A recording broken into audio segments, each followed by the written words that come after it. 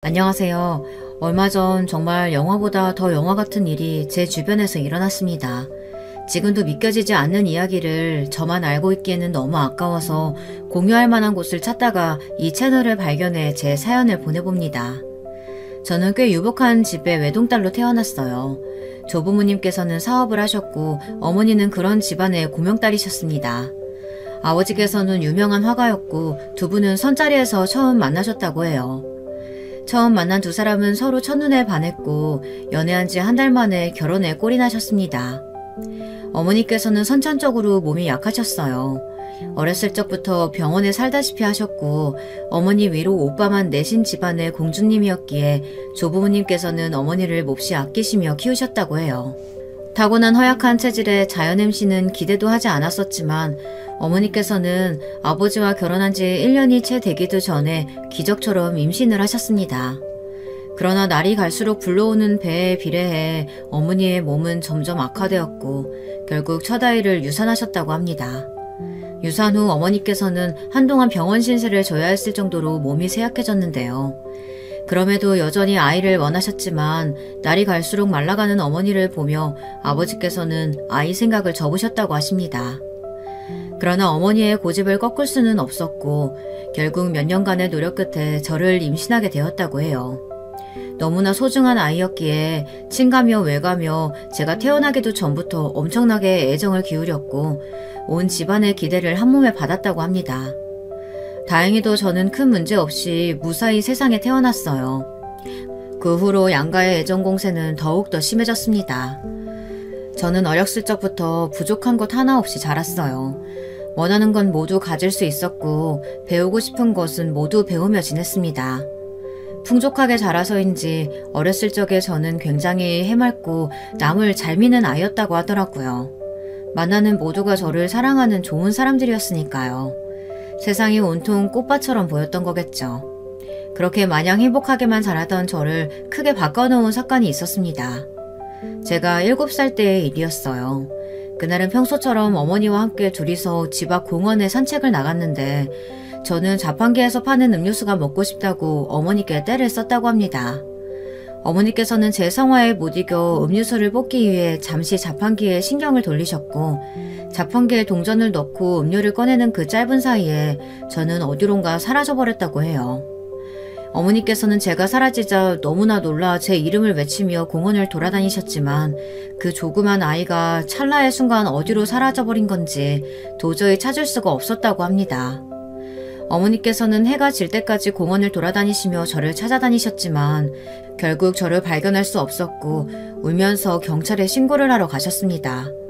경찰은 미아 발견 신고는 들어오지 않았다며 공원 근처를 수색해 보겠다고 했고 어머니의 연락을 받고 달려오신 아버지와 양가 조부모님들이 모두 합세해 공원 근처를 샅샅이 뒤졌지만 결국 저를 찾을 수 없었다고 합니다. 그렇게 아무런 증거도 찾지 못한 채 며칠이 흘렀고 어른들은 모두 착잡한 마음이었다고 해요. 미아는 3일 안에 발견하지 못하면 찾을 수 있는 확률이 50% 미만으로 뚝 떨어진다고 합니다. 며칠 동안 아무런 실마리도 발견되지 않았고 어머니께서는 저를 잃어버렸다는 생각에 매일같이 울며 고통스러운 시간을 보내셨다고 해요. 어머니께서는 지금도 종종 그때 이야기를 꺼내시며 만약 너를 잃어버렸다면 난 정말 미쳐버렸을지도 모른다며 무사히 돌아와줘서 다행이라 말씀하시곤 하세요. 그렇게 희망의 끈을 거의 놓고 지내던 즈음 경찰서에서 연락이 왔습니다. 버려진 창고에서 아이가 발견되었다는 신고가 들어왔는데 제가 실종되었던 공원에서 한참 떨어진 곳이라고 했어요. 아이가 의식을 잃은 상태라 신원 확인이 불가능해서 직접 병원으로 가서 확인을 해보셔야 할 것 같다는 연락이었다고 합니다. 그 소식에 온 가족이 그 아이가 제가 맞나 떨리는 마음으로 급하게 병원으로 향했고 병원에 누워있던 아이는 천만다행으로 제가 맞았다고 합니다. 어머니께서는 오열을 하시며 저를 껴안으셨고 온 가족은 기쁨의 눈물을 흘렸어요. 제가 정신을 차리고 나서야 그동안의 이야기를 들을 수 있었는데요.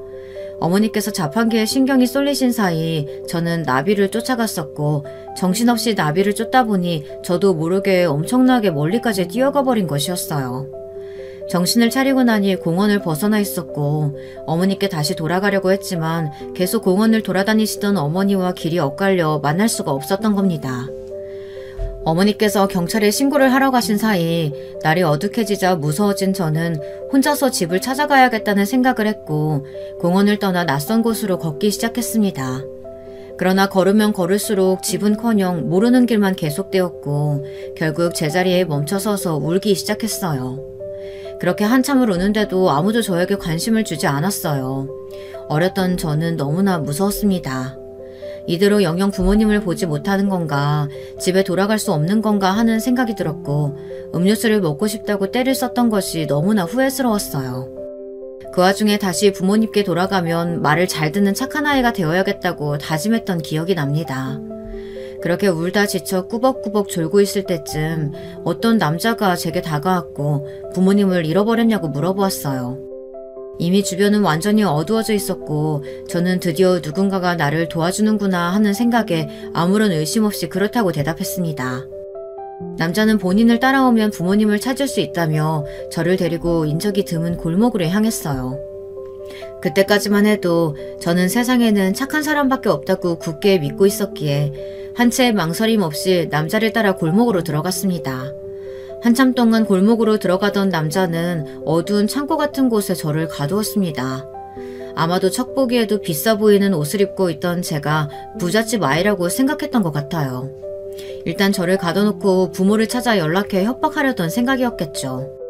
당시의 기분을 회상해보자면 몹시 어둡고 답답하고 갈증나고 배가 고팠던 느낌만이 남아있어요. 그 창고 안에서 어떻게 지냈었는지 누구에게 발견되었는지 아무것도 제대로 기억이 나질 않습니다.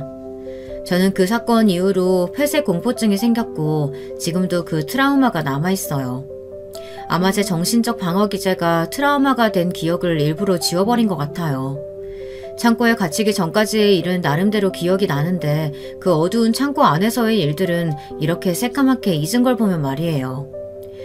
병원에서 눈을 뜬 제게 부모님과 조부모님께서는 모두 큰 소리로 화를 내셨습니다. 평소 같았으면 저를 어르고 달래주셔야 할 어른들이 제게 무서운 얼굴을 보이셨던 적은 그날이 처음이었습니다.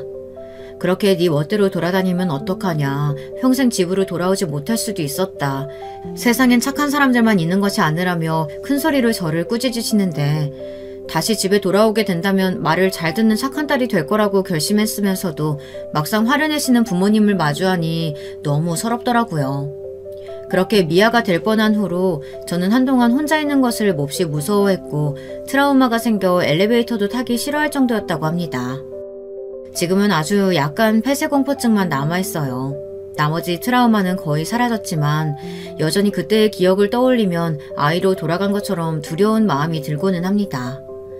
납치 사건 뒤로 저는 부모님과 조부모님 사랑 아래 큰 문제 없이 무럭무럭 자라났고 대학을 졸업한 후에 부모님처럼 선을 봐서 남편을 만나게 되었어요. 남편의 집안은 저희 외조부모님처럼 사업을 하시는 집안이었고 시아버지께서는 어림잡아도 재산이 100억대는 되는 굉장한 자산가셨습니다. 사실 처음 선짜리 제의가 들어왔을 때 어머니께서는 몹시 놀라셨다고 했어요.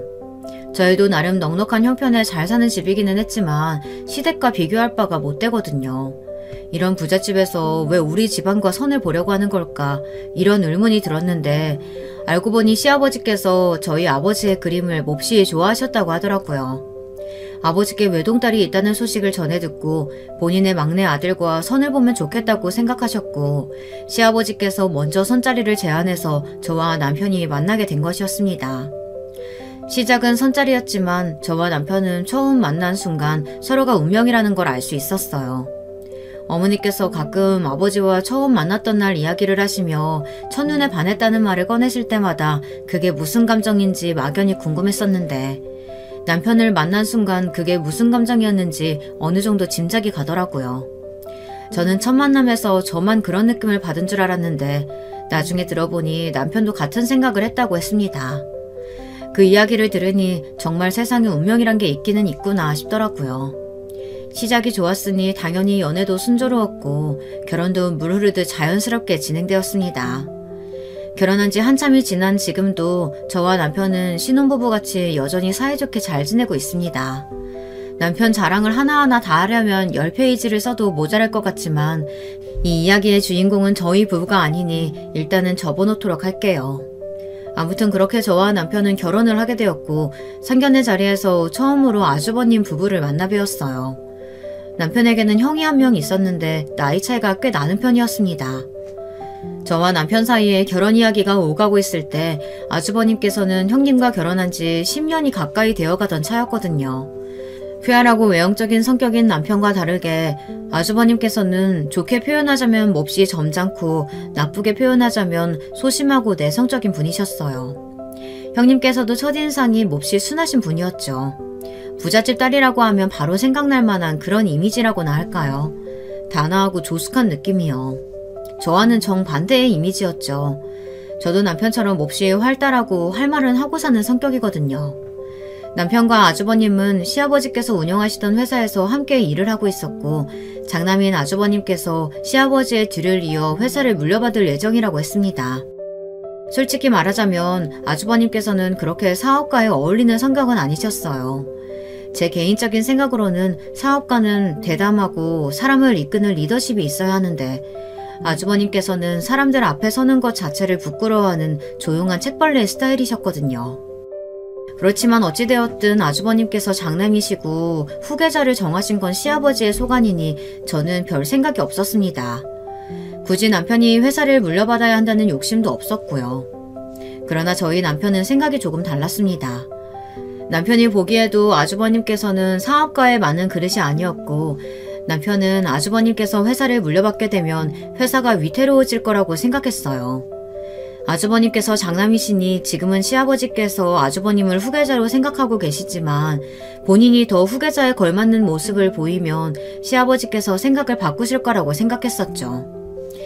그렇다고 해서 후계 자리에 대한 욕심 때문에 남편과 아주버님 사이가 나쁜 것은 절대 아니었어요.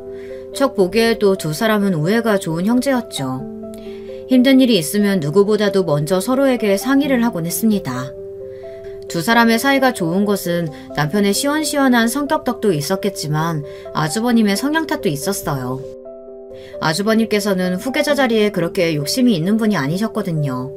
오히려 본인보다는 남편이 후계 자리에 어울린다고 생각하는 사람이었어요. 사업보다는 다른 곳에 관심이 있으신 분이었죠. 바로 그림이었어요. 아주버님께서는 젊었을 적에 화가로 활동하셨다고 하더라고요. 처음 저와 만난 자리에서도 저희 아버지 이야기를 꺼내시며 그림에 대한 이야기를 물어오셨습니다. 알고 보니 아주버님께서는 시아버지의 맹렬한 반대를 뚫고 미술대학교에 진학하셨고 해외에서 개인 작업까지 하시던 분이셨지만 계속 그림을 그리고 싶으면 가족과 연을 끊으라는 시아버지의 말씀에 결국 본인의 꿈을 접고 시아버지의 회사에 들어가 일을 하고 계시던 것이었어요. 미술 애호가이신 시아버지께서 막상 본인의 아들은 화가가 되지 못하게 하시다니 참 아이러니한 일이었죠. 저는 그런 상황이 이해가 잘 되지 않았습니다.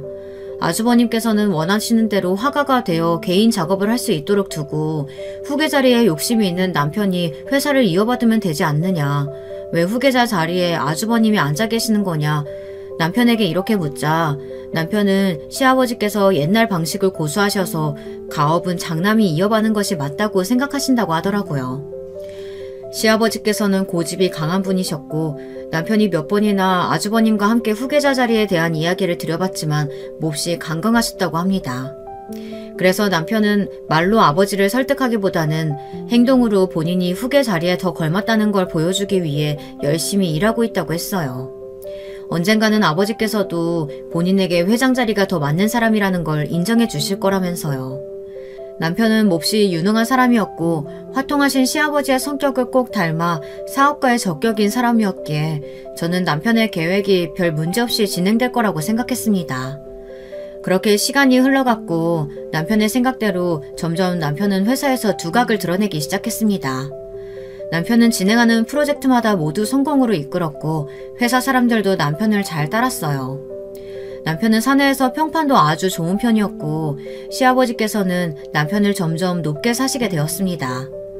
남편에게 시아버지의 기대가 향하는 만큼 아주버님께서는 부담감에서 벗어날 수 있게 되었어요.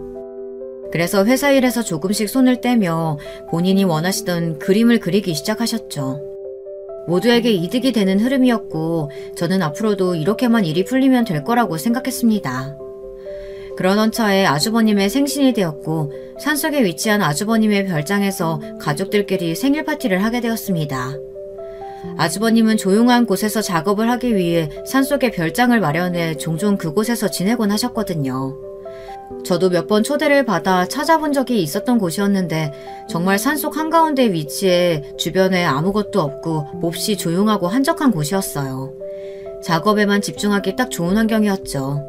아주버님 부부와 저희 부부 그리고 시부모님이 함께한 식사 자리는 제법 화기애애했어요.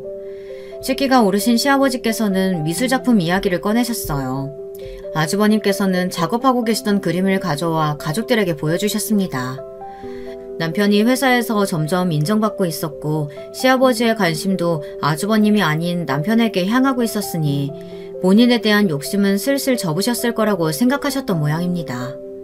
그러나 조금 전까지만 해도 화기애애했던 분위기는 순식간에 엉망이 되어버렸어요. 아주버님의 그림을 보신 시아버지께서 몹시 노하셨거든요.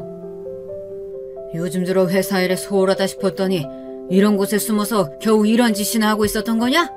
몇 번이나 말해야 해. 너 재능 없다고. 이런 쓸데없는 짓 할 시간에 회사 일이나 집중해라. 꼴도 보기 싫으니까 가져다 치워. 아버지, 전 회사 물려받고 싶지 않습니다. 저보다 동생이 훨씬 후계자 자리에 적합하다는 거 알고 계시잖아요.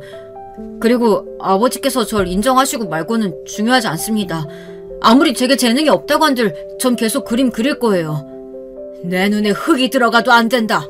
차라리 내가 죽기를 기다리는 게 나을 거야. 내가 살아있는 한 그 꼴은 절대로 못 보니까. 넌 장남이라는 놈이 어떻게 이렇게 매번 날 실망시키기만 하는 거야? 한 번쯤은 뭐라도 제대로 해내는 걸 보여줄 수는 없어? 크게 화를 내신 시아버지께서는 그대로 자리를 떠나버리셨고 그렇게 저희는 시아버지를 따라 급하게 자리에서 일어났습니다. 아주버님께서는 상심이 크신 듯 보였고 집안에는 냉랭한 분위기만 흘렀습니다. 집으로 돌아오는 차에서 남편도 생각이 많아 보였어요. 그렇게 좋은 흐름으로 흘러가는 듯 보였던 분위기는 다시 제자리로 돌아왔고 폭풍전야 같은 날들이 계속되었습니다. 뭐? 아버지께서 일주일째 연락이 안 된다고? 얼마 뒤 전혀 생각지도 못했던 사건이 일어났습니다. 시아버지께서 실종되신 것이었습니다. 시아버지께서는 소문난 미술품 애호가셨기 때문에 주말마다 종종 혼자서 전국 곳곳에 있는 미술품을 보러 다니시곤 했어요. 그날도 어김없이 시아버지께서는 주말을 맞아 여행을 떠나셨고 그런 여행을 떠나실 때면 온전히 작품에만 집중하고 싶으시다며 연락을 잘 받지 않으셨습니다.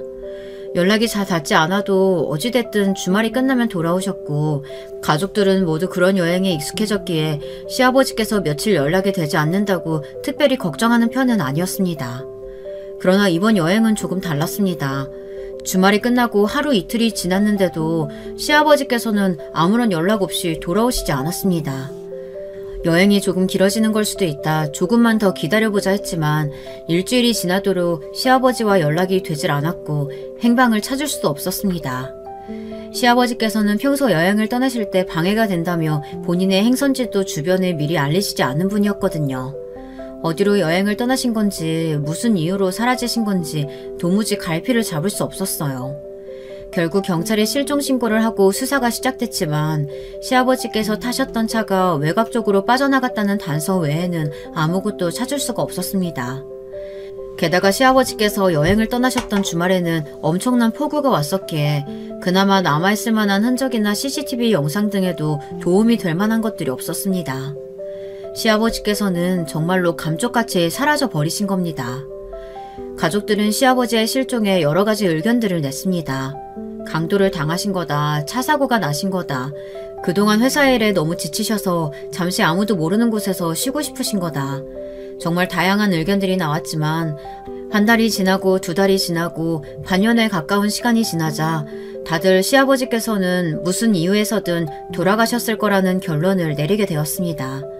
그 긴 시간 동안 회사의 운영자 자리는 여전히 비어있는 채였고 더 오래 자리를 비웠다가는 회사가 위태로워질지도 모르는 상황이었습니다.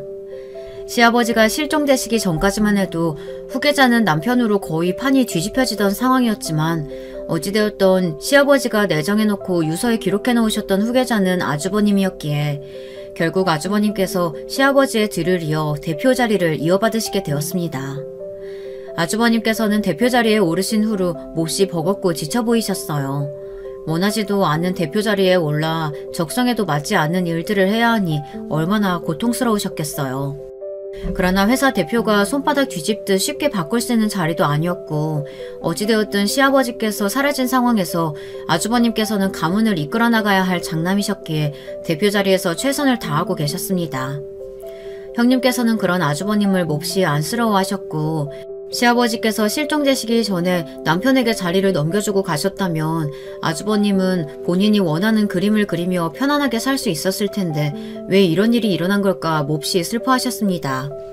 남편을 생각하는 고운 마음씨에 저도 그런 형님을 달래드리며 안타까운 상황을 함께 슬퍼했죠. 지금 와서는 조금 소름이 돋긴 하지만요. 시리에 빠진 것은 저희 남편도 마찬가지였습니다. 대표 자리가 아주버님께 넘어간 이상 남편이 대표 자리에 오를 수 있는 방법은 아주버님의 신변에 문제가 생기거나 기적처럼 시아버지가 돌아오셔서 다시 후계자를 위임해 주시는 방법뿐이었으니까요. 회사 대표 자리에 오르는 것은 남편의 오랜 꿈이자 인생의 목표였기에 남편은 오랫동안 몹시 우울했습니다. 차라리 형이 대표 자리에 욕심이 있는 사람이었으면 이런 기분까지는 들지 않았을 것 같아. 원하지도 않는 자리에 고통스러워하는 모습 보고 있으려니가 너무 허탈해. 내가 저 자리에 앉았다면, 회사를 물려받았다면 훨씬 더 좋은 방향으로 이끌어나갈 수 있었을 텐데 아버지께서 이렇게 갑자기 잘못되실 줄 누가 알았겠어. 시아버지의 실종은 모두에게 비극이나 마찬가지였습니다. 물론 시아버지가 사라지신 것 자체로 몹시 슬픈 일이지만 아주버님께서 대표 자리에 오르시며 모두가 불행해졌거든요. 아니, 사실은 모두가 아니라 한 명을 제외하고였죠. 그 사실을 알게 된 것은 먼 훗날의 일이었지만요. 그렇게 시간은 빠르게 흘러 반년이라는 세월이 더 흘렀고 아주버님과 남편은 서로 각자의 자리에서 어느 정도 적응을 해나가던 중이었습니다. 남편은 대표 자리에는 오르지 못했지만 허탈함을 털어내고 나름대로 최선을 다해 아주버님을 돕고 있었어요.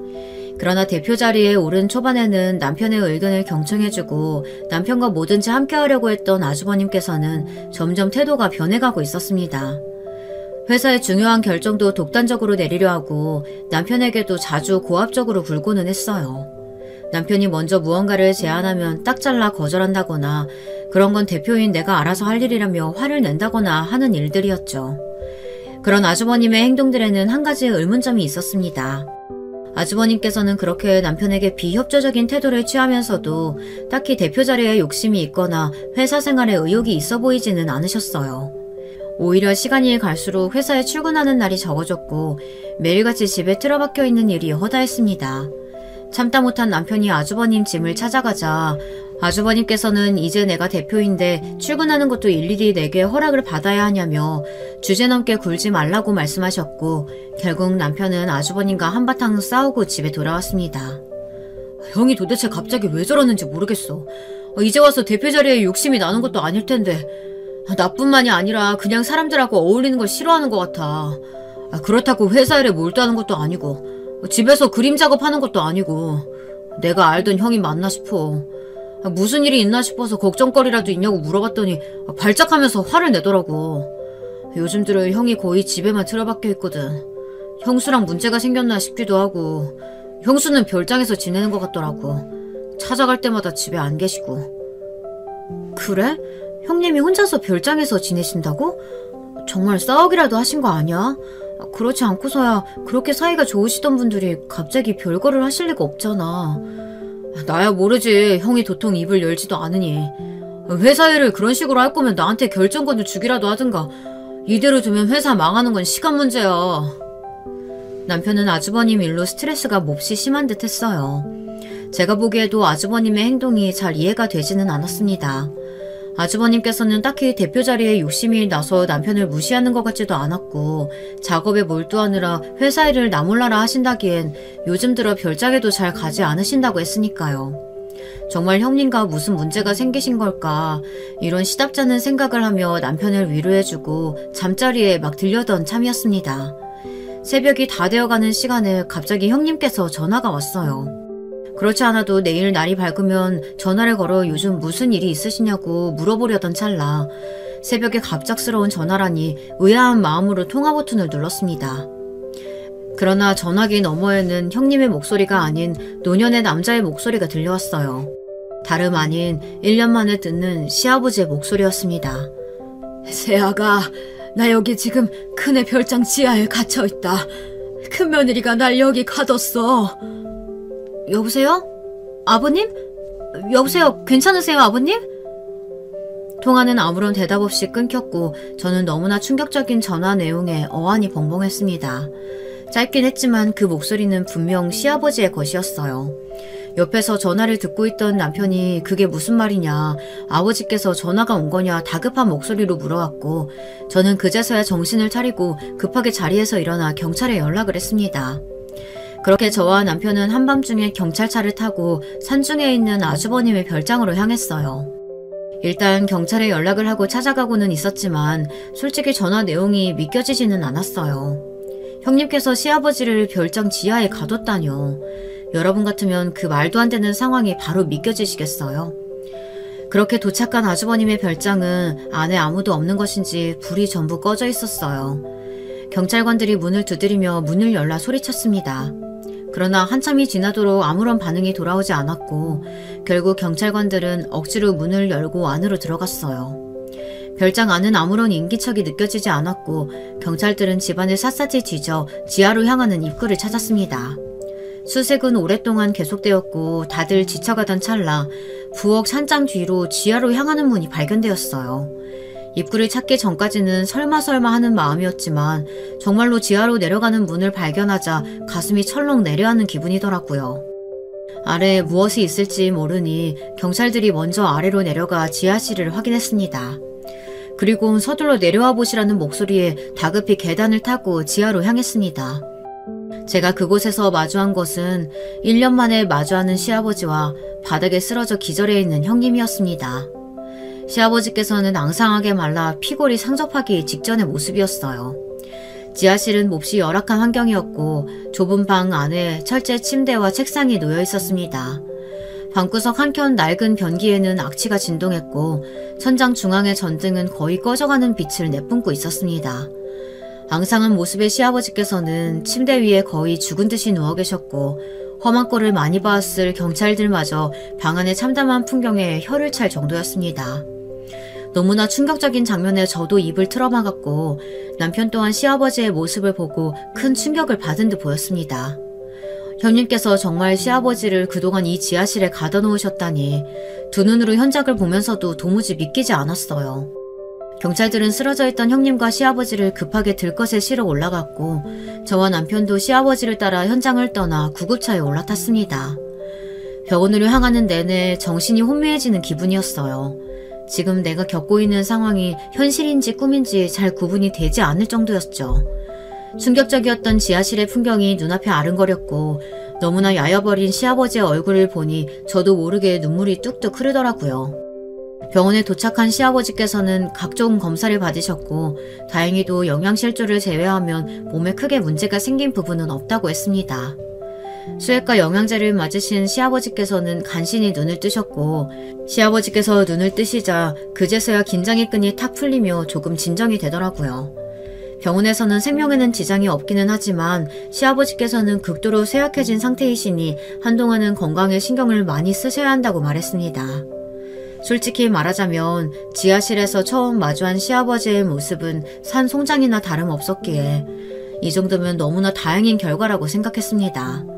남편은 시아버지의 손을 잡고 눈물을 쏟아냈고 언제나 호랑이 같으시던 시아버지께서도 말없이 눈물을 흘리셨습니다. 아버지, 정말 지난 1년 동안 그 지하실에 갇혀 계셨던 거예요? 정말 형님께서, 아니, 그 악랄한 여자가 아버지를 그런 곳에... 형님께서는 시아버지와 함께 병원으로 실려오셨고 머리에 큰 충격을 받아 아직 깨어나지 못한 상태였습니다. 유력한 용의자인 만큼 경찰이 형님의 신변을 감시하고 있었죠.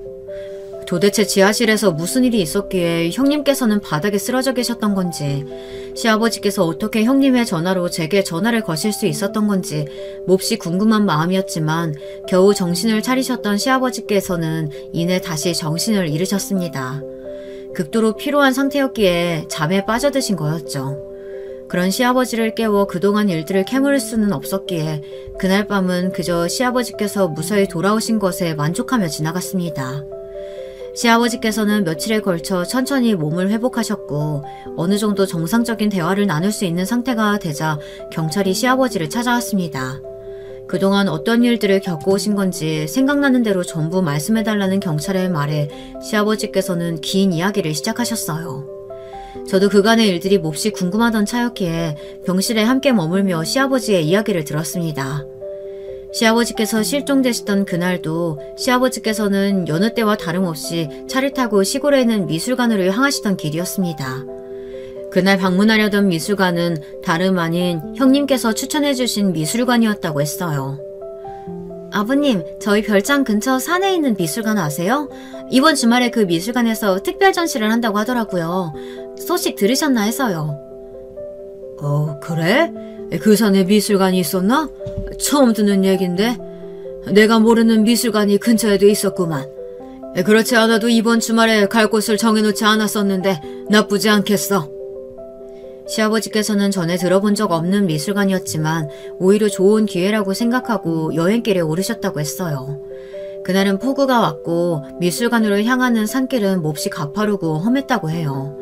아주 느린 속도로 길을 지나느라 금세 날이 저물었고 그렇지 않아도 느렸던 속도는 쏟아지는 비와 어둑해진 하늘에 더욱더 더뎌졌다고 합니다. 그런데 갑자기 어둠 속에서 차 앞으로 무언가 불쑥 튀어나왔고 너무 놀란 시아버지께서는 급하게 차를 세우셨어요. 뭔가 치이는 느낌이 들지는 않았지만 그래도 무슨 일이 있는지 확인은 해봐야 할 것 같아 차에서 내려 앞을 살펴보던 차에 갑작스레 뒤통수를 무언가로 가격당하셨다고 합니다. 정신을 차려보니 어두컴컴한 방 안이었고 소지품은 모두 사라져 있었어요. 처음에는 돈을 노린 강도라고 생각해서 한참 동안 문을 두드리며 돈은 원하는 대로 줄 테니 제발 본인을 풀어달라고 소리를 치셨다고 했습니다. 그러나 아무런 반응이 없었고 결국 포기하고 지쳐 쓰러져 있을 무렵 지하실 한켠에 있는 작은 철문으로 생수 한 통과 포장된 빵이 굴러들어왔다고 합니다. 깜짝 놀라 문 앞으로 다가가 봤지만 안쪽에서는 열 수 없는 문이었고 철로 된 문이라 몹시 단단했어. 배가 고프긴 했지만 납치범이 준 음식이니 함부로 먹어서는 안 된다고 생각했지. 그렇게 한참을 버텼어. 빛이 들어오질 않으니 시간이 얼마나 흘렀는지 알 수가 없더군. 점점 정신이 혼미해지고 너무 목도 말랐어. 결국은 그 물과 빵을 허겁지겁 주워 먹었지. 그 뒤로 때가 되면 음식이 작은 철문을 통해 들어왔고 시아버지께서는 점점 지하실에 적응을 하시기 시작했습니다. 처음에는 탈출할 수 있는 방법이 없을까 이리저리 고민하고 노력도 해봤지만 나갈 수 있는 방법이 없다는 것을 깨닫게 되었고 결국 탈출을 포기하게 되었다고 해요. 그렇게 시아버지께서는 점점 삶의 의지를 잃어가셨고 이렇게 살 바에는 차라리 죽는 것이 낫다는 생각이 들 때쯤부터 작은 문으로 들어오는 음식들을 먹지 않고 죽은 듯이 침대에 누워있기만 하셨다고 합니다. 그렇게 정신이 점점 희미해졌어. 시간이 얼마나 지났을까. 지하실 갇힌 후 처음으로 누군가 방 안으로 들어오는 소리가 들리는 거야. 그렇지만 오랫동안 굳어있던 몸은 말을 듣지 않았지. 의식도 너무 몽롱했어. 지하실로 들어온 누군가는 누워 계시던 시아버지에게 다가와 시아버지의 의식을 확인했습니다.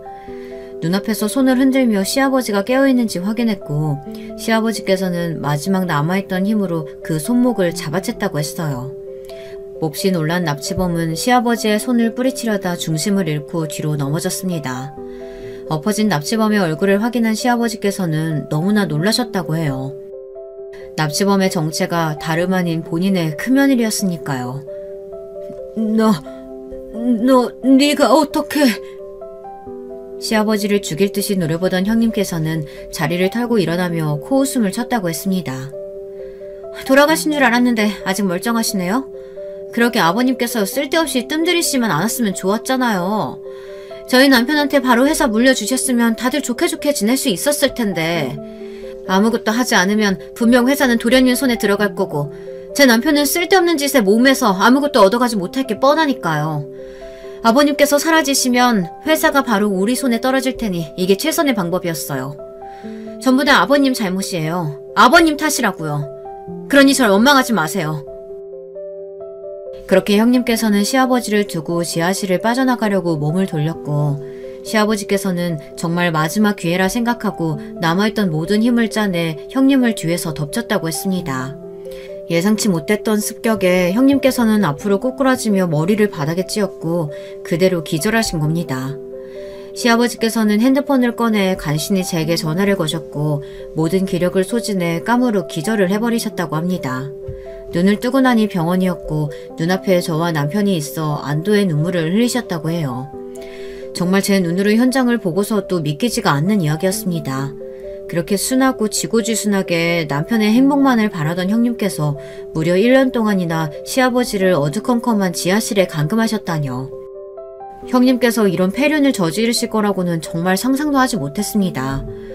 실종되신 시아버지의 이야기를 꺼낼 때마다 너무나 슬픈 표정으로 저희 앞에서 행선지라도 알았으면 좋았을 텐데 하루라도 빨리 돌아오셨으면 좋겠어요. 전 아직도 아버님께서 어딘가에 살아계실 거라고 믿어요. 이렇게 말하며 울음을 보였던 모습이 생생했습니다.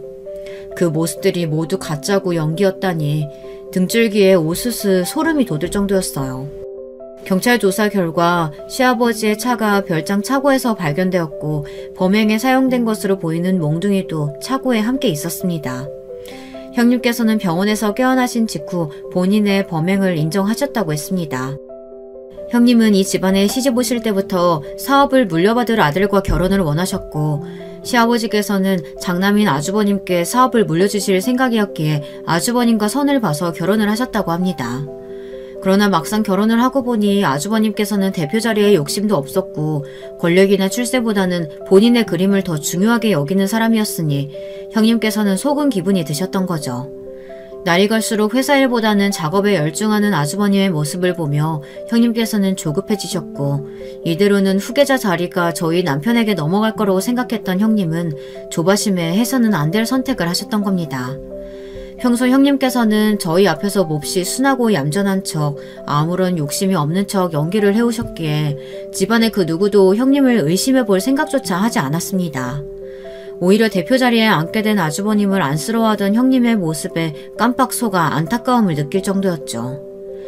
무엇보다도 제가 가장 충격을 받았던 사실은 이 사건이 형님의 단독 범행이 아니었다는 겁니다. 물론 시작은 형님의 머릿속에서 나온 계획이었으나 아주버님께서도 본인의 별장 지하에 시아버지께서 감금되어 있던 사실을 알고 계셨습니다. 시아버지를 납치해 별장 지하에 가둔 형님께서는 매일같이 시아버지의 식사를 챙겨드리기 위해 별장에 살다시피 하셨고 그런 형님의 모습에 아주버님께서는 의문을 품게 되었다고 합니다. 아주버님께서는 몰래 형님의 뒤를 밟아 형님께서 지하실에 드나드는 모습을 발견했고 지하실에서 뭘 하는 것이냐 추궁하자 형님께서는 지하실에 시아버지를 가둬놓았다고 실토하셨다고 합니다. 뭐? 지하실에 우리 아버지를 가둬놨다고? 당신 미쳤어? 어떻게 이런 짓을 할 생각을 해? 당신도 솔직히 아버님이 사라져서 좋았잖아. 당신은 대표 자리에 올랐고 난 대표 사모님이 됐고 앞으로 아버님 눈치 보지 않고 작업도 할 수 있고 얼마나 좋아? 내가 아버님을 죽인 것도 아니고 나름대로 끼니도 잘 챙겨드리고 모시고 있어. 말이 되는 소리를 해. 아무리 그렇다고 해도 어떻게 아버지를 납치할 수가 있어? 지금 당장 풀어드려. 아니면 경찰 부를 거야. 뭐? 경찰? 지금 와서 아버님을 풀어드린다고 한들 아버님께서 우리를 용서하실 것 같아? 결국 당신도 한통속이야. 우린 이제 한 배를 탄 거라고. 어디서 당신만 쏙 빠져나가려고 해. 애초에 당신이 조금만 더 능력 있는 사람이었으면 나도 이딴 짓 안 했어. 다 당신 때문이잖아. 어차피 아버님 곧 돌아가실 거야. 그냥 이대로 남은 세월 여기서 모시고 당신도 그림 작업 마음껏 하고 당신만 입 다물고 넘어가주면 우리 모두 행복할 수 있어. 경찰도 아무런 증거 못 찾았잖아. 말이 통하지 않을 거라 생각했던 아주버님께서는 형님을 밀치고 지하실로 가려 했지만 형님께서는 흉기를 휘두르며 아주버님을 협박했다고 했습니다. 완전 미친 사람처럼 변해버린 형님의 모습에 아주버님께서는 겁이 났고 한편으로는 형님의 말이 완전히 틀린 말처럼 느껴지지도 않았다고 합니다. 이제 와서 시아버지를 지하실에서 꺼내드린다고 한들 아버지께서 날 용서하실까? 아예 이제 자식으로도 생각하지 않으시는 건 아닐까? 이런 두려움이 들었고 지하실 문 너머에 시아버지께서 감금되어 있다는 사실을 알면서도 결국 아주버님은 침묵을 택하셨습니다. 그 뒤로 아주버님께서는 차마 별장에 머물 수 없었고 점점 사람과의 만남을 피하며 집에만 틀어박혀 계시게 된 것이었습니다. 형님께서는 시아버지께서 노쇠하여 돌아가실 때까지 물과 마실 것을 제공하며 지하실에 감금하실 생각이었지만 시아버지께서 스스로 음식과 물을 거부하실 거라고는 미처 예상하지 못하셨던 모양입니다. 며칠 동안이나 시아버지께서 침대 위에서 꼼짝을 하지 않자 혹시 돌아가셨나 싶어 지하실로 내려왔다가 그런 사고가 난 것이었고 형님과 마찬가지로 아주버님께서도 경찰에서 연락을 받자마자 바로 죄를 인정하고 자수를 하셨다고 했습니다. 아버지, 정말 죄송합니다. 제가 정말 죽일 놈입니다. 아버지께서 그곳에 계신 걸 알면서 비겁하게 숨어 있었어요. 너무나 두려워서 그랬습니다. 몇 번이고 경찰에 연락하려고 했지만 차마 할 수가 없었어요. 아버지께서 저를 어떤 눈으로 보실지 상상하는 것만으로도 너무 괴로웠습니다.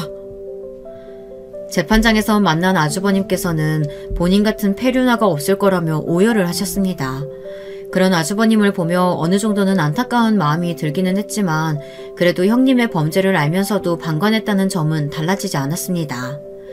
지하실 사건 이후로 오랜만에 만난 형님은 눈에 띄게 수척해져 있었습니다. 그래도 맘고생이라는 걸 하기는 한 모양이었죠. 재판 결과 형님께서는 납치, 감금, 협박죄 등등 다양한 제목으로 실형을 살게 되었고 항소 없이 감방에 들어가게 되셨습니다. 시아버지께서는 지하실의 트라우마로 아직까지도 어두운 곳을 몹시 무서워하십니다. 저 또한 어렸을 적에 당했던 납치로 비슷한 트라우마가 있기에 시아버지의 그런 모습이 너무나 이해되고 안쓰러운 마음이었어요. 게다가 아주 어린 시절에 낯선 사람에게 납치당했던 저와는 다르게 시아버지께서는 본인의 가족들에게 그런 일을 당하신 거니까요. 납치범의 정체를 알았을 때 얼마나 배신감이 들고 분노가 차오르셨을까요. 납치 사건 이후로 시아버지께서는 회사 일에서 완전히 손을 떼셨고요. 자연스레 대표 자리에는 저희 남편이 오르게 되었습니다. 시아버지께서는 본인의 쓸데없는 고집이 이런 사태를 만든 것 같다며 애초에 아주버님의 꿈을 존중해주고 서로 원하는 길로 나갈 수 있게 해줬다면 일어나지 않았을 일이었다 말씀하셨어요. 난 그네가 원망스럽지 않다. 오히려 미안한 마음이야. 내가 그동안 얼마나 큰애한테 심적으로 부담을 줬으면 그런 선택을 했겠어. 그걸 이제야 깨닫게 되는구나. 이런 일을 겪기 전에 깨우쳤으면 더 좋았을 것을. 그러면서 시아버지께서는 아주버님을 용서한다 말씀하셨어요. 아주버님께서는 그런 시아버지 앞에서 또 한 번 오열을 하셨습니다.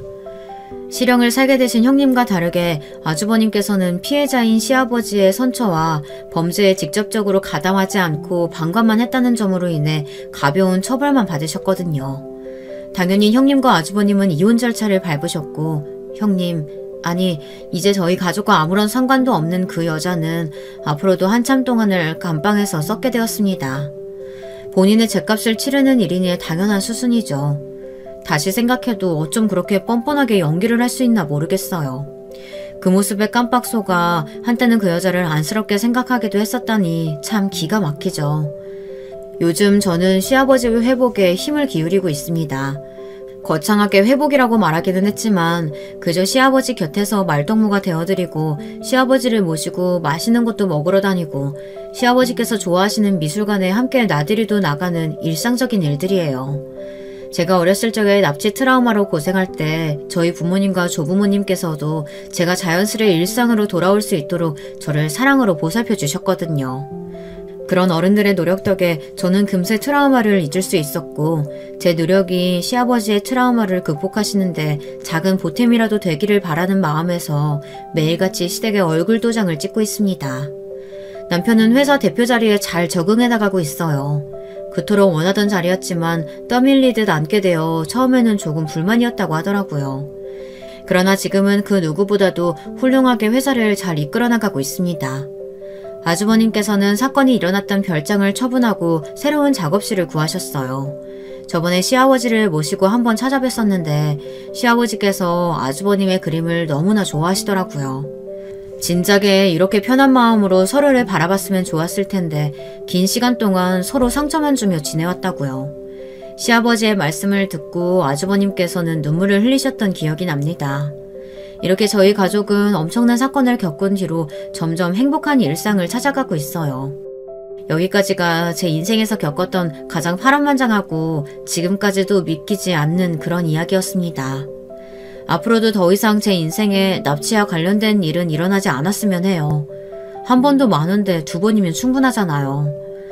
여러분들께서도 이런 일들은 영화와 드라마에서만 마주하시기를 바라며 이만 저의 이야기를 마치겠습니다. 여러분, 두 번째 사연 시작하기 전에 좋아요, 구독 꼭 눌러주실 거죠? 그럼 두 번째 사연 바로 시작합니다. 안녕하세요. 저에게는 얼마 전까지만 하더라도 결혼을 약속한 상대가 있었답니다. 대학교 선후배로 만났는데 그때는 서로에게 관심이 없었어요.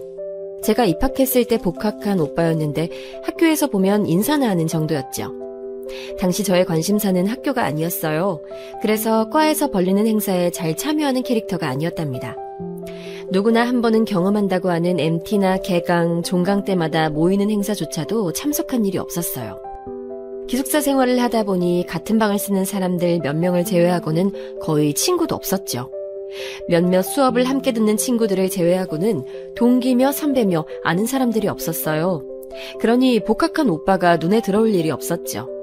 어쩌다 강의실에서 마주치는 정도였죠.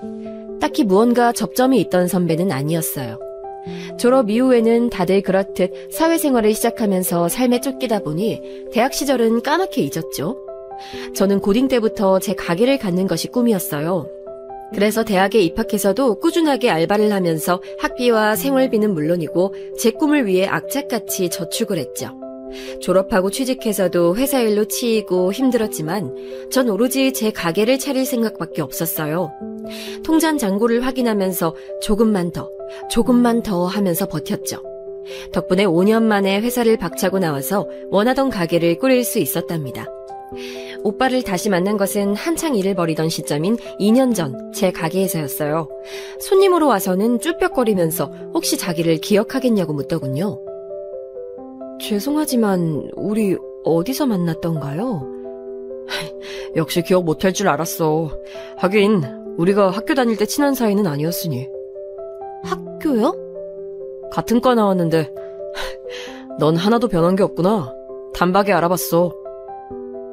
웃으면서 신기하다고 말하는데 솔직히 이렇게 아른 체를 해오는 것이 낯설기도 했고 껄끄럽기도 해서 곧장 자리를 피했어요.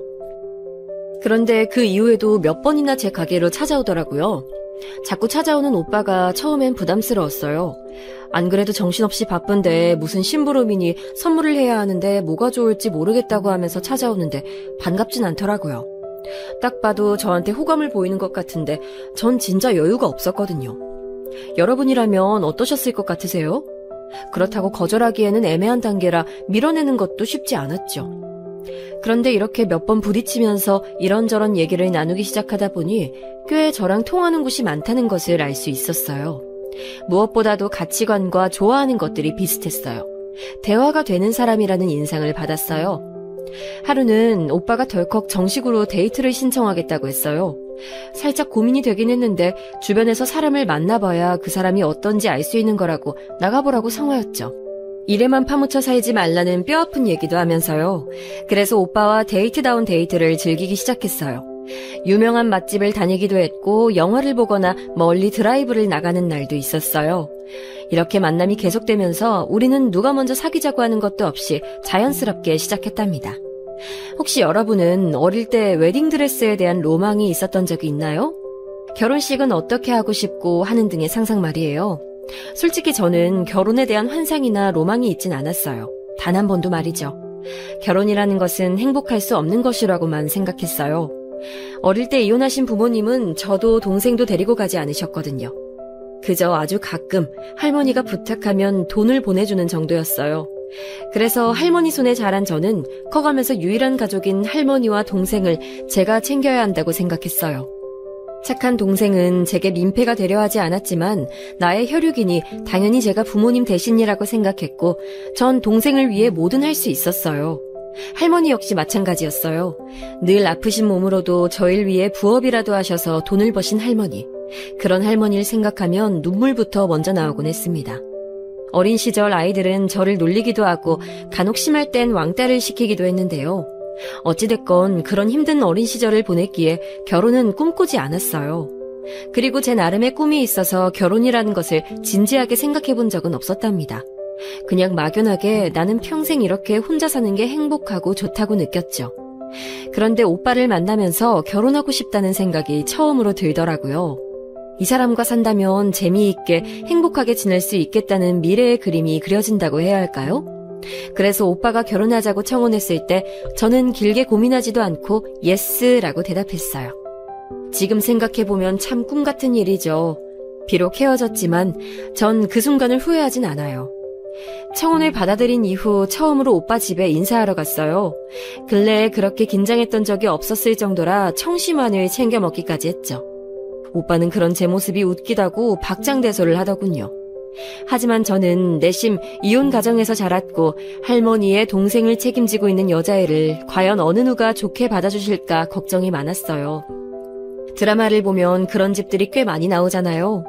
오빠는 이런 제 얘기를 듣더니 요즘 시대에 누가 그런 걸 따지냐면서 부모님들이 절대 그런 분이 아니시라고 호언장담을 하더군요.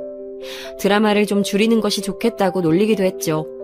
자기만 믿으면 된다고 어찌나 큰 소리를 치는지 덕분에 오빠 집 앞에 도착했을 때는 나름 웃음도 나기 시작했답니다. 오빠 말대로 예비 시부모님들은 정말 좋은 분들이셨어요. 식사 시간 내내 살뜰하게 챙겨주셨죠. 그런데 예비 시누이는 좀 달랐어요. 제가 들어서는 순간부터 탐색하듯이 저를 아래 위로 훑어보더라고요. 시선이 신경 쓰이긴 했지만 예비 시부모님 앞이라 물어보지도 못하고 가만히 있었어요. 식사 도중에 갑자기 제게 이것저것 물어보기 시작했어요.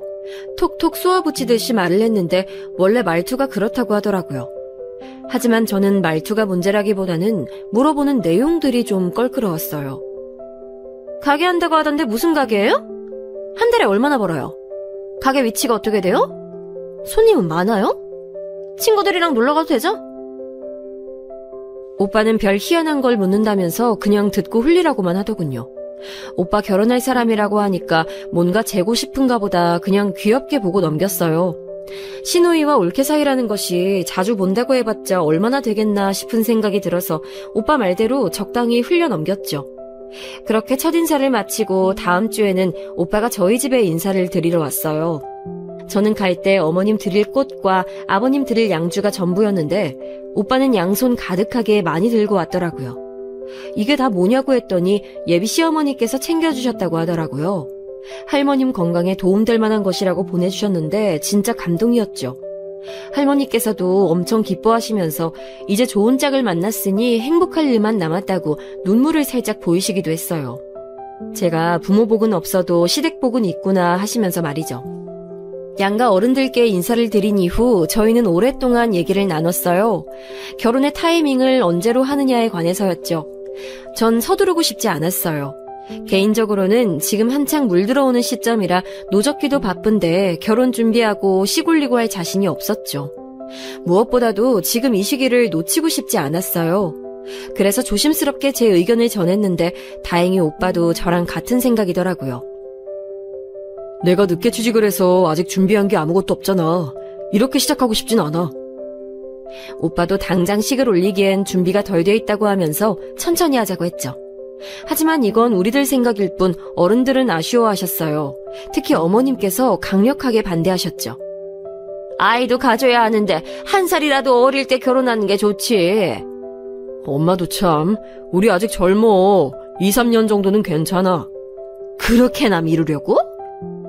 나도 이 사람도 지금이 제일 바쁠 때야. 아니, 일도 좋지만 결혼하면 누가 일 그만하래? 아가, 결혼해도 너 하고 싶은 일 계속 할 수 있는데 뭐하러 미루니? 그냥 오래씩 올리자. 어머님은 어떻게든 우리들 마음을 돌리려고 애쓰셨지만 우리들은 이미 마음을 굳힌 상태였어요. 오빠는 차분하게 시부모님을 설득했어요. 아버님은 금방 그러라고 하셨지만 어머님은 쉽지 않았죠. 하지만 결국엔 자식 이기는 부모가 어디 있냐고 하시면서 이해해 주셨죠. 하지만 얼굴이 영 좋아 보이진 않으셨어요. 그때는 손주가 빨리 보고 싶으셔서 그런가 보다 하면서 오빠랑 웃어 넘겼는데 지금 생각해보면 왜 그런 말씀을 하셨는지 알겠더라고요. 하여튼 저희는 식을 올리지 않았을 뿐이지 거의 결혼한 사이나 마찬가지였어요. 어머님, 아버님, 아가씨라고 이미 호칭부터가 달라졌고요. 가족 행사에도 꼬박꼬박 참석했죠. 어머님, 아버님 생신은 물론이고 그때마다 저는 최선을 다해 생신 선물을 고른다거나 좋은 식당 예약을 잡아 돈을 내곤 했습니다. 물론 저만 그렇게 노력한 것이 아니라 어머님 역시 저를 아껴주셨어요. 집에 맛있는 걸 했다며 저녁 초대도 자주 해주셨고 시간이 되면 함께 쇼핑을 다니기도 했어요. 어머님 팔짱을 끼고 백화점을 다니는 기분은 참 새롭더라고요. 사실 저는 어린 시절부터 이런 경험이 부러웠습니다. 친구들이 엄마랑 함께 목욕탕에 갔다거나 옷을 샀다거나 외식을 했다거나 그런 아주 사소한 일상에도 부러움이 들곤 했어요. 나는 할 수 없는 것들인데 쟤들은 좋겠다 이런 감정이요. 그런데 어머님이 먼저 그리 손을 내밀어 주시니 한 번도 경험해 본 적 없던 상황이라 처음엔 어색했는데 다정하게 대해주시는 어머님 덕분에 엄청 행복했답니다. 뭐든 저한테 잘 어울리겠다고 옷도 골라주시기도 하셨죠. 오빠는 제가 어머님 딸이고 자기가 사위가 된 것 같다고 질투 섞인 반응을 보이기도 했어요. 지금 생각하면 이때 어머님께서 왜 그리 제게 잘해주셨는지 그 속이 훤히 보이지만 그땐 알 수가 없었답니다. 오빠는 할머니와 동생까지 다 함께 여행을 계획하기도 했어요. 덕분에 함께 찍힌 사진들이 꽤 많이 생겼죠. 이런 게 결혼 생활이라면 해볼만 하겠다 싶었어요. 그런데 모든 것이 좋기만 한 건 아니었어요. 어머님, 아버님과의 관계는 좋아졌는데 아가씨와는 좀처럼 가까워질 수 없더라고요. 오빠를 많이 좋아하는 여동생이 있는 경우에는 새언니를 경계하는 일도 있다고 들었는데 아가씨의 행동을 봐서는 그런 감정은 아니었죠. 가게 위치를 물어봐서 알려줬더니 찾아와서 이거 예쁜데 자기 주면 안 되느냐 하면서 야금야금 하나씩 가져가더라고요. 한 번은 제가 없을 때 친구들과 가게에 와서는 물건들을 그냥 가져갔다고 하더라고요. 직원들은 저와 미리 이야기가 되어 있는 줄 알았다고 하면서 별말 없이 그냥 물건을 내준 상태였고요. 이건 아니다 싶어서 아가씨에게 전화를 걸었어요. 여러분이 제 입장이라도 그냥 넘길 일은 아니잖아요. 아가씨, 오늘 오셔서 몇 개 가져가셨더라고요? 그런데요? 그중에 저희 고객이 킵해두신 것도 있어요. 그게 뭐 어쩌라고요? 순간 열이 확 올랐죠. 아가씨, 고객이 킵해둔 물건이면 내놓질 말아야죠. 진열해뒀으면 가져가도 되는 거 아니에요? 그 제품은 당일 막 들어온 것이라서 아직 진열은 고사하고 박스만 뜯어둔 상태였거든요. 전 어이가 없었어요. 진열해두다뇨. 박스 정리도 안 했는데 가져가셨잖아요. 아가씨는 당황스러운지 잠깐 조용하더니 다시 펄펄 뛰더군요. 진짜 더럽고 치사해서. 됐어요. 도로 가져가요. 별걸 가지고 다 유세야 진짜. 정말 너무 화가 나서 눈물이 핑 돌 지경이었죠. 다음날 가게로 제품을 가지고 왔는데 이미 포장은 다 뜯어졌더라고요. 아가씨, 이게 지금 뭐예요? 돌려달라면서요. 그래서 가지고 왔잖아요. 아니, 제품이 엉망이잖아요. 뜯어보셨어요? 뜯어보셨으면서 돌려준다고 하셨어요? 얼마나 좋아서 저한테 전화해 따졌나 싶어서 확인해봤어요. 왜요? 왜요? 지금 그게 말이에요? 돌려달래서 돌려줬잖아요. 뭐 어쩌라고요? 아가씨, 가져가실 때 확인도 안 해보시고 가져가셨어요? 아가씨는 잠깐 제 눈을 피하더니 뻔뻔하게 말했어요. 친구가 우리나라에 아직 안 들어온 유명한 제품이라길래 가져갔어요. 궁금해서 뜯어봤고요. 저는 도대체 이 사람이 자기가 무슨 말을 하는지 알고는 있을까 싶었어요. 가게 물건을 마음대로 가지고 간 것도 문제지만 돌려달라고 했더니 이렇게 가져온 게 더 화가 났죠. 너무 충격적이라서 더 이상 말도 못했어요. 아가씨가 가게를 나가고 혼자 남은 저는 손이 덜덜 떨려오더군요. 아무리 생각해도 제 상식에서는 일어날 수 없는 일이었죠. 저는 오빠에게 모든 얘기를 했어요. 오빠는 계속해서 미안하다고 하면서 동생이 가져간 물건값을 자신이 대신 치르겠다고 하더군요. 저는 물건값이 중요한 것이 아니었어요. 저를 대하는 태도가 기분이 나빴고 제 상식으로는 전혀 이해가 되지 않았죠. 오빠는 거듭 사과를 하며 자기가 제대로 정신교육을 시키겠다고 약속했어요. 다음 날 어머님께 전화가 왔어요. 어제 일로 마음이 많이 상했겠다고 하시면서 괜찮은지 물어보셨죠. 저는 한숨을 삼키며 괜찮다고 했어요. 어머님이 조용히 말씀하셨어요. 속상하고 힘들었을 거야. 그래, 근데 말이다, 아가. 네, 어머님. 그래도 네 시누이인데 시누이가 가게 물건 가져간 게 그렇게 아깝니? 예상치 못한 반응에 전 할 말을 잃었죠. 가게 물건을 가져간 게 뭐가 아깝냐니 뭔가 대화가 이상하게 흘러간다는 느낌을 받았어요. 조용조용하게 얘기하시는데 도저히 중간에 끊을 수가 없었죠. 이번 일은 없던 걸로 하고 다음에 가게 가거든 달라는 대로 좀 챙겨줘. 아직 철이 없어서 네가 자기를 무시했다고만 생각하고 있으니까. 아가, 네가 더 어른이니까 잘 다독여주면 금방 괜찮아지니까. 아니, 너도 알다시피 워낙 단순한 애잖아. 저는 너무 충격을 받아서 전화가 끊어진 다음에도 한동안 가만히 그 자리에 앉아 있었어요. 꿈같이 느껴질 정도였죠. 지금 제가 무슨 대화를 했는지조차 기억이 제대로 나지 않더라고요. 실제로 그 뒤에 아가씨가 가게에 친구들과 놀러왔어요. 전 아무 일도 없는 것처럼 행동했죠. 하지만 어머님이 말씀하신 것처럼 하진 않았어요. 오빠에게는 가게에 와서 자기 마음에 든다고 물건 가져가는 일이 없었으면 좋겠다고 말했거든요. 그 이후로 거짓말처럼 아가씨는 저희 가게의 발길을 딱 끊었답니다. 물론 가족 모임 자리에서 마주쳤지만 그 일은 아무도 입 밖으로 꺼내지도 않더군요. 하지만 저는 이 결혼을 하는 게 맞는 걸까 의구심이 들기 시작했어요. 제 가게를 마치 자기들 것처럼 생각하는 아가씨와 어머님이 이해가 되지 않으면서 이대로 진행하기에는 석연치 않은 구석이 많았죠. 그래서 결혼 얘기를 넌지시 꺼내는 오빠에게 아직은 시간이 더 필요하다고 말하며 미뤘어요. 그리고 일이 터진 거죠. 어느 날 어머님으로부터 한 통의 전화가 왔어요. 전화를 받자마자 속상해 죽겠다고 반쯤은 통곡을 하시더라고요. 아이고, 내가 이러려고 애를 키운 게 아닌데, 아우, 도대체 자식 새끼가 아니라 원수다, 원수. 무슨 일인가 놀라 오빠와 집으로 찾아갔어요. 어머님은 머리를 싸매고 누워 계시더라고요. 아가씨는 태연하게 소파에 앉아서 딸기를 먹으며 TV를 보고 있었죠.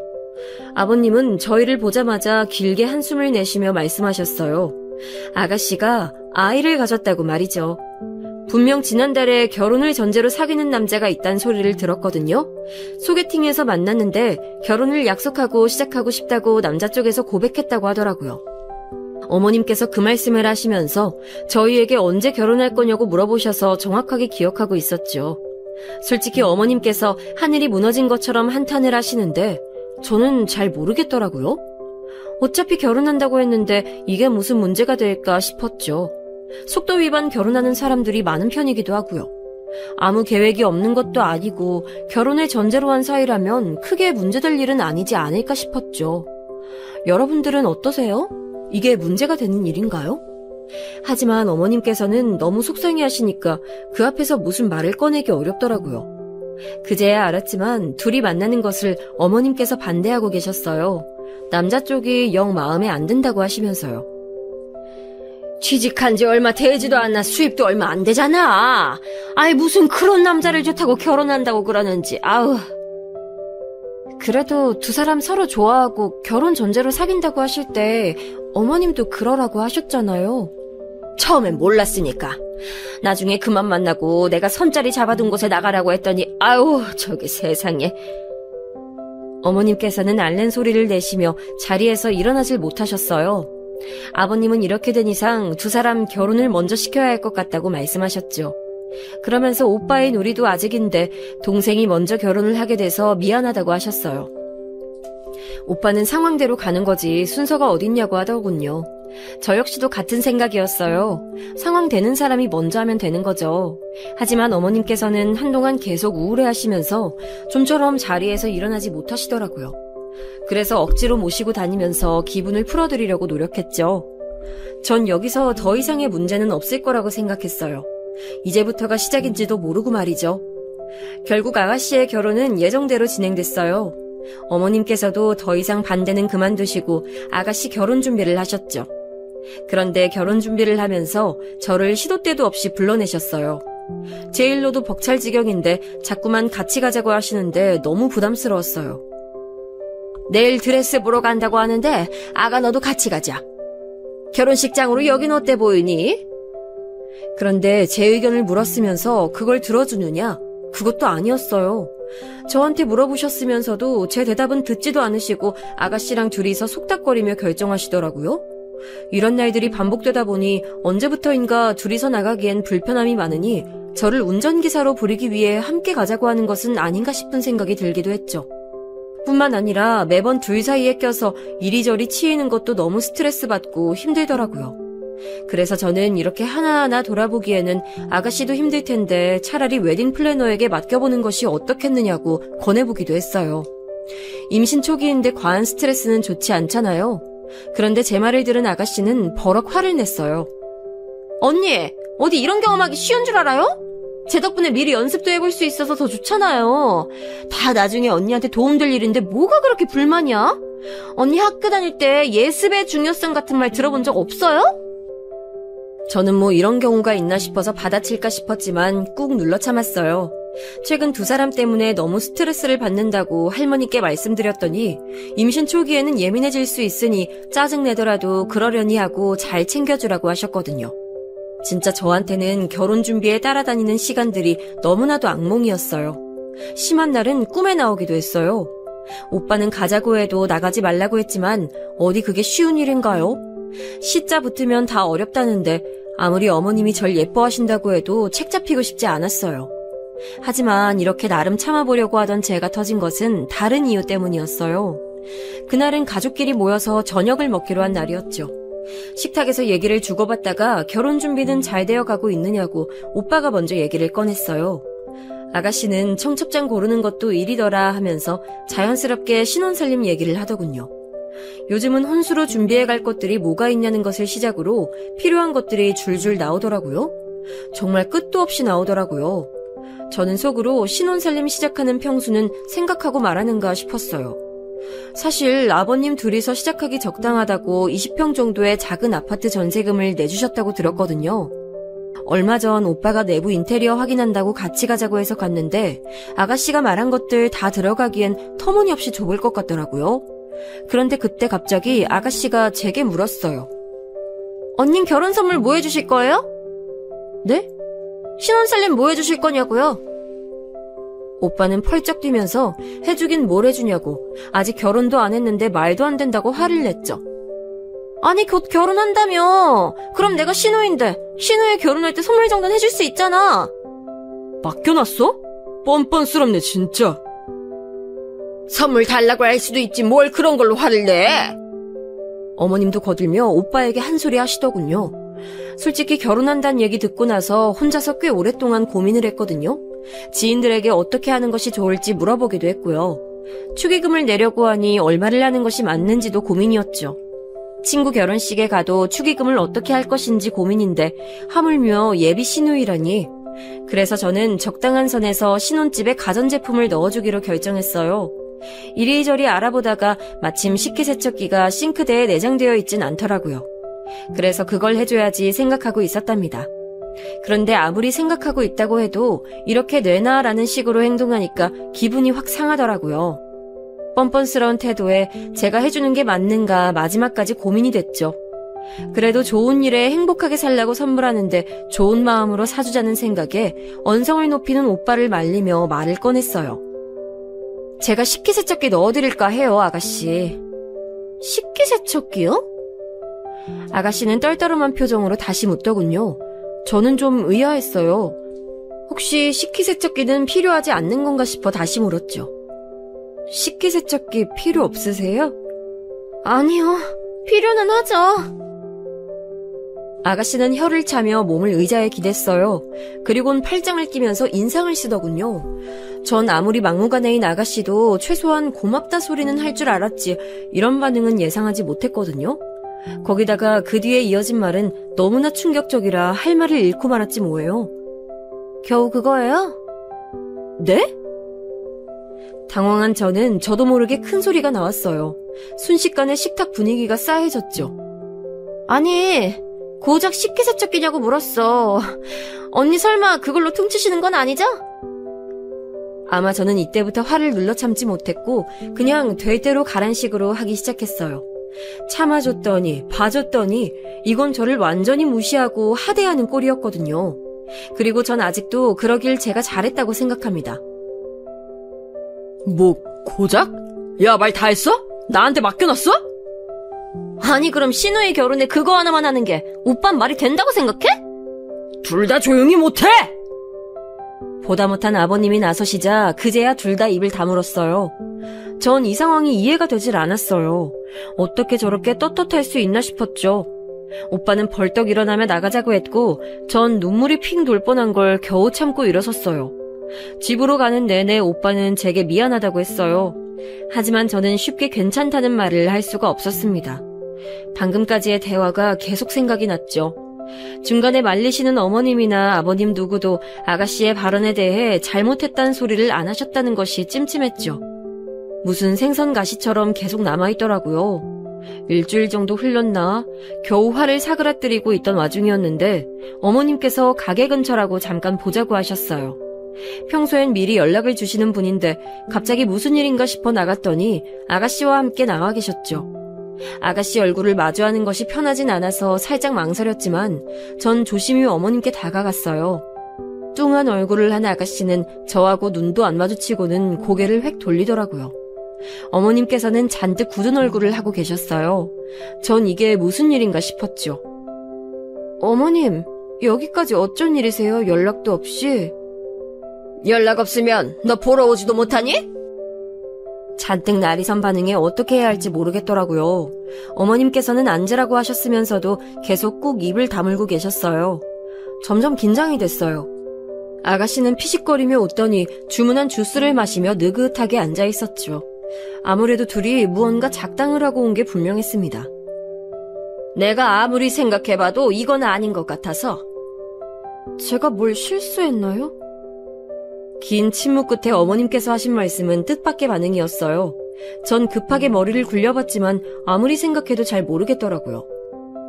아가씨는 기가 찬다는 듯이 헛웃음 소리를 내며 말했죠.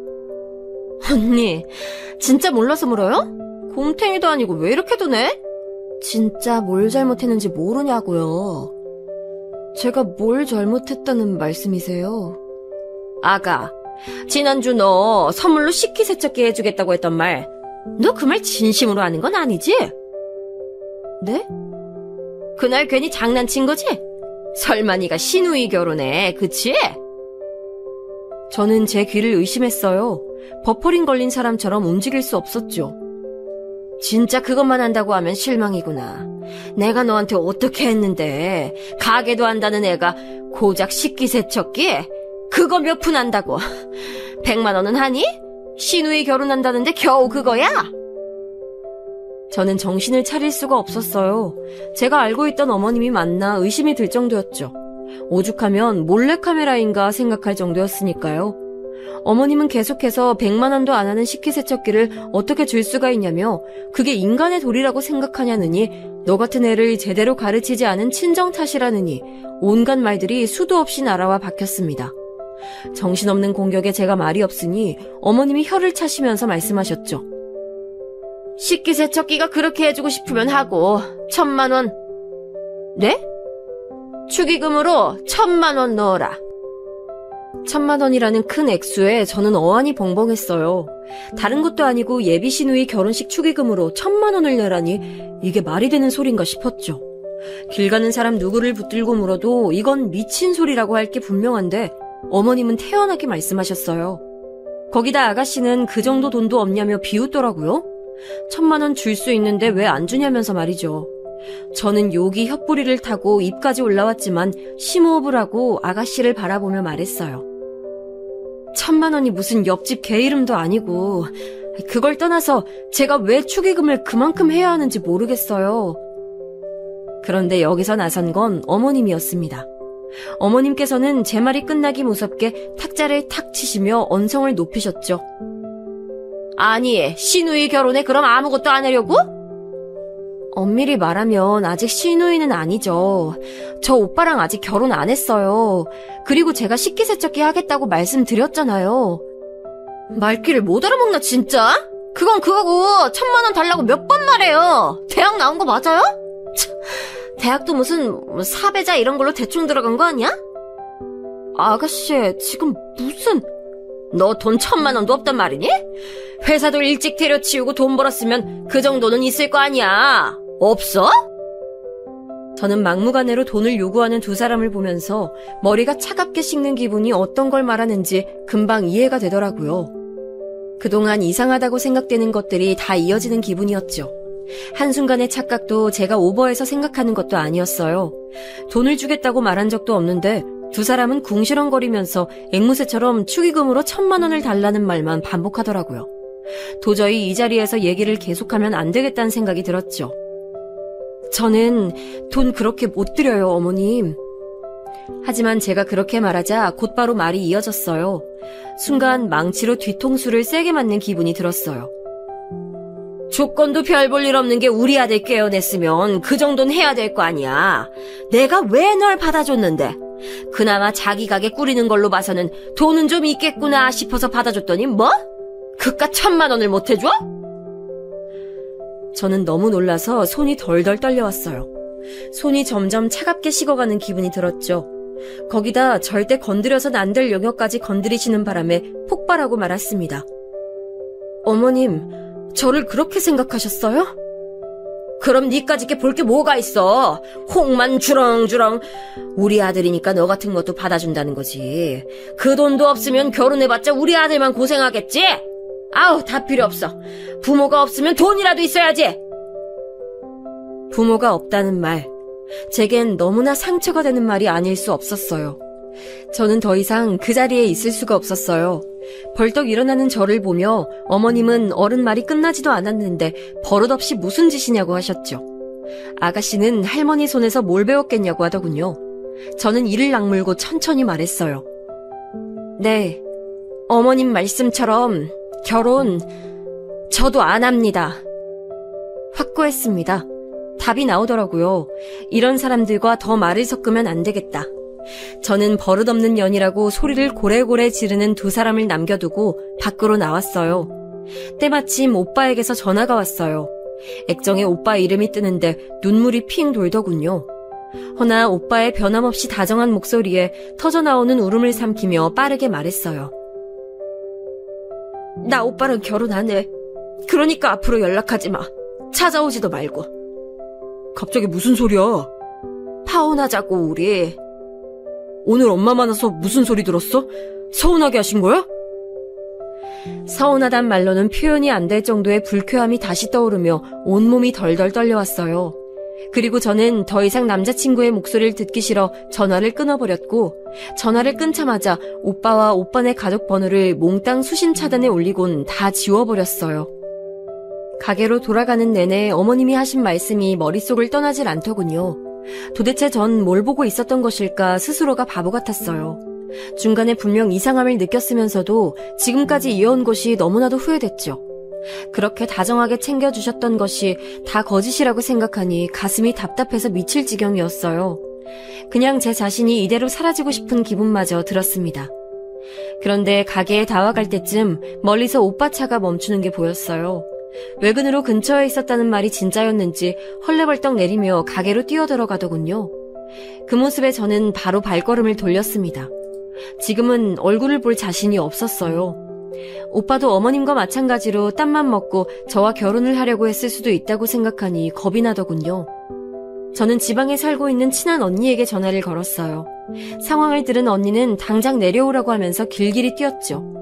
그런 쓰레기 같은 사람하고는 상종을 해선 안 된다고 하면서 저를 토닥여 주었죠. 3일을 그렇게 언니네 집에서 보냈어요. 마음을 추스릴 시간이 필요했죠. 사전에 알고 피해갔으니 된 거야. 너무 힘들어하지 마. 오빠도 같은 마음으로 나하고 결혼을 생각한 걸까? 언니와는 이미 몇 번 자리를 가졌던 터라 한동안 제 등을 쓸어내리기만 했어요. 남잔 아닐 거야. 내가 봤을 땐 진짜 너한테 잘하더라. 그것도 연기면? 똥차 치운 거지. 뭐 다른 게 있겠어? 언니의 말에 빵 터진 저는 우울한 기분이 조금은 나아진 것 같았어요. 직원들에게는 잠깐 멀리 갈 일이 생겼다고만 했어요. 일 보고 오실 동안 잘 지키고 있겠다고 말하던 직원은 나중에 매일같이 오빠가 찾아와서 제 안부를 묻는다고 걱정을 하더군요. 언니 집에서 마음 정리를 끝낸 저는 다시 서울로 돌아왔어요. 오랜만에 가게로 출근했더니 직원들이 저를 반겼어요. 매일 업무에 대한 브리핑은 받았지만 그래도 하나하나 챙겨보면서 하루를 시작했죠. 직원들은 다들 무슨 일인지 궁금해하는 얼굴이었지만 저한테 물어보진 못하더라고요. 저도 딱히 해줄 말은 없었고요. 그날 점심 제가 출근한 것은 어떻게 알았는지 오빠가 허둥지둥 가게로 들어오더군요. 오빠는 계속 미안하다고 자기가 부족했다고 사과했지만 전 고개를 저었어요. 이에 오빠는 말없이 고개만 푹 숙였죠.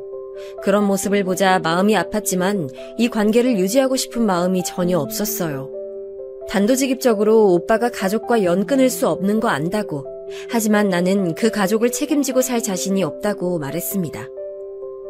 어머님 마음에 쏙 드는 좋은 여자 만나. 난 그렇게 못해드리니까. 오빠는 제 팔을 붙들고 사정하듯 말했죠. 몇 번이고 다시 생각해볼 수 없겠냐고 했지만 전 끝까지 거절했어요. 그렇게 저와 오빠는 헤어졌습니다.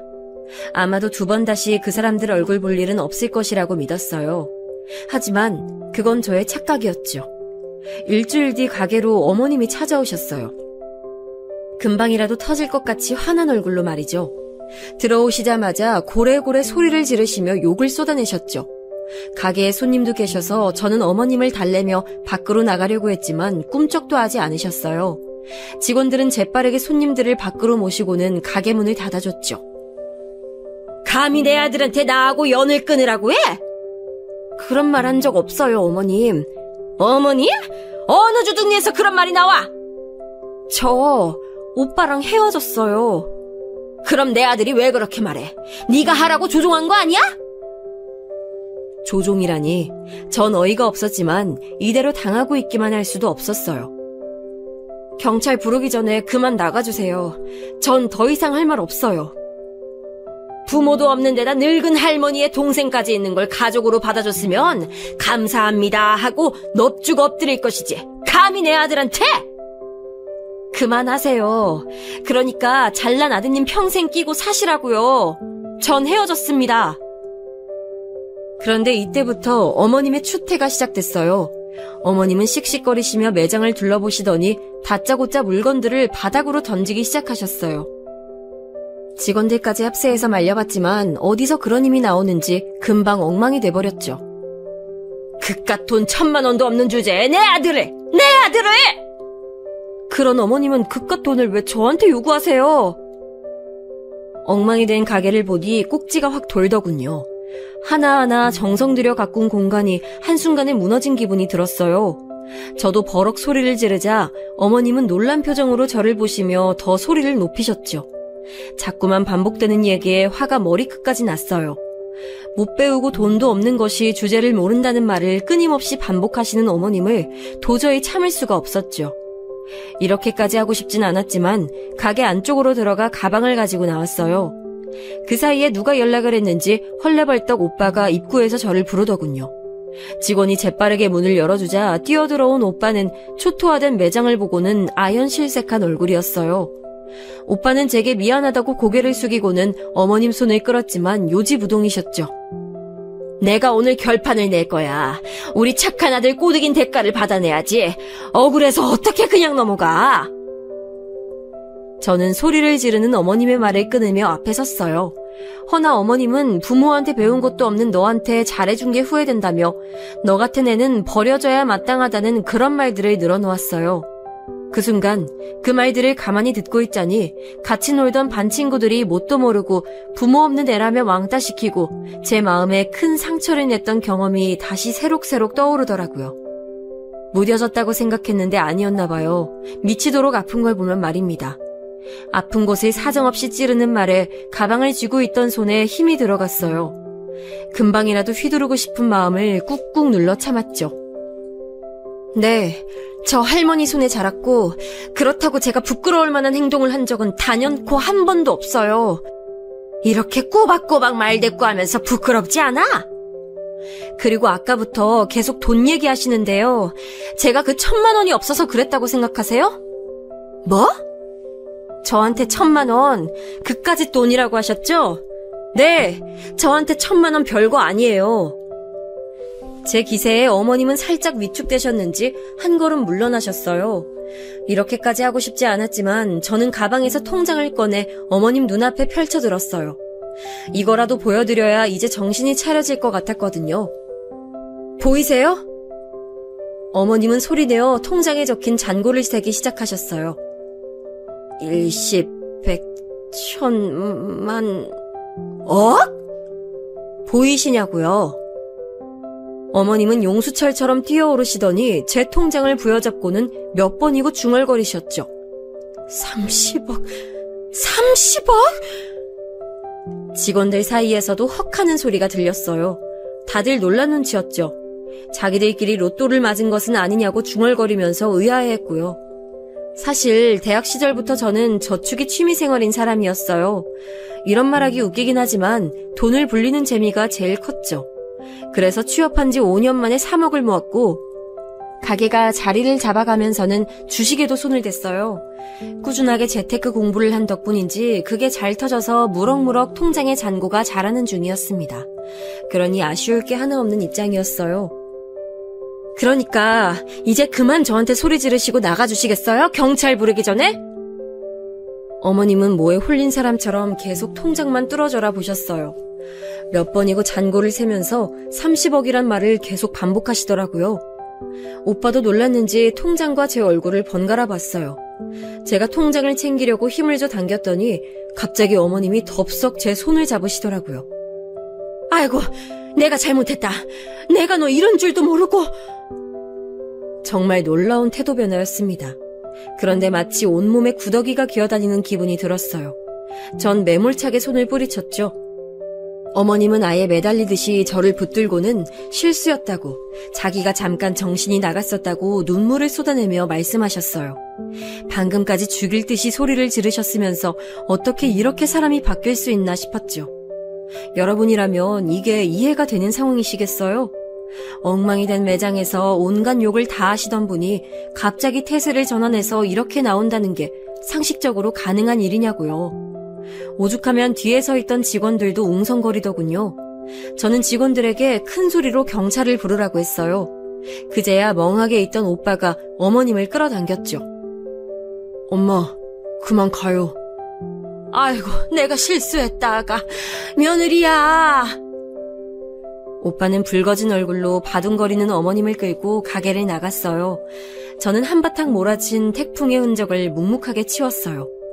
직원들에게는 미안하단 말을 하고는 일찍 문을 닫았죠. 밤에 저는 몸살로 끙끙 앓아야만 했어요. 온몸이 아프기 시작했죠. 그래서 다음날 출근도 못하고 집에서 쉬고 있었죠. 그런데 매장에서 어머님이 아가씨까지 동원해서 또 찾아오셨다는 연락을 받았어요. 온몸이 물먹은 이불처럼 무거워 죽을 것 같았지만 또 매장을 어지럽힐까 두려워 바로 출근했죠. 저를 보자마자 두 사람이 득달같이 달려와 저를 붙들었어요. 전 나가달라고 정중하게 부탁드렸지만 두 사람은 애걸복걸하면서 매달렸죠. 언니, 제가 다 잘못했어요. 제가 철이 없어서 아무 말이나 막 내뱉었어요. 딱 한 번만 봐주세요. 우리 예쁜 며느리, 내가 잠시 귀신 들렸나 봐. 이번 일 없던 걸로 하고, 응? 얼굴에 철판을 깔아도 유분수지. 전 아침에 겨우 먹은 죽이 올라오는 느낌이 들었어요. 엉겨붙듯이 매달리는 두 사람을 힘겹게 떼어내려 했지만 두 사람은 요지부동이었어요. 직원들이 눈치껏 다가와서는 두 사람을 조심스럽게 붙들며 손 놓고 얘기하라고 했죠. 두 사람은 그런 직원들을 밀치더니 다시 제게 매달렸어요. 전 헤어졌고 다시 돌아가지 않아요. 우리 아들 너 아니면 누구랑 결혼을 해? 두 사람 좋았잖아요. 언니도 우리 오빠 사랑하잖아요. 그러니까 마음 돌리고. 여전히 제 말은 전혀 듣고 있지 않은 두 사람을 상대하고 싶지 않았어요. 그럴 기운도 없었고요. 저는 직원들에게 말했어요. 경찰에 신고해. 영업방해하는 사람 있다고. 어머님과 아가씨는 움찔하면서도 끝까지 자리를 지키고 서서는 제게 용서를 강요하더군요. 곧 신고를 받은 경찰이 출동했어요. 하지만 두 사람은 진짜로 신고할 줄 몰랐는지 어떻게 시어머니랑 시누이를 신고하냐며 당황해했습니다. 전 단호하게 경찰에게 얘기했고 경찰은 두 사람에게 영업장에서 이렇게 하시면 안 된다며 밖으로 나가자고 하셨어요. 끌려나가는 동안에도 두 사람은 끝까지 제게 마음을 돌리라고 외쳤죠. 자기들이 진짜 가족이라나 뭐라나 다신 실망시키지 않을 거라나. 대단하더군요. 하지만 믿음이 이렇게 산산조각 났는데 무슨 신뢰고 실망인가요?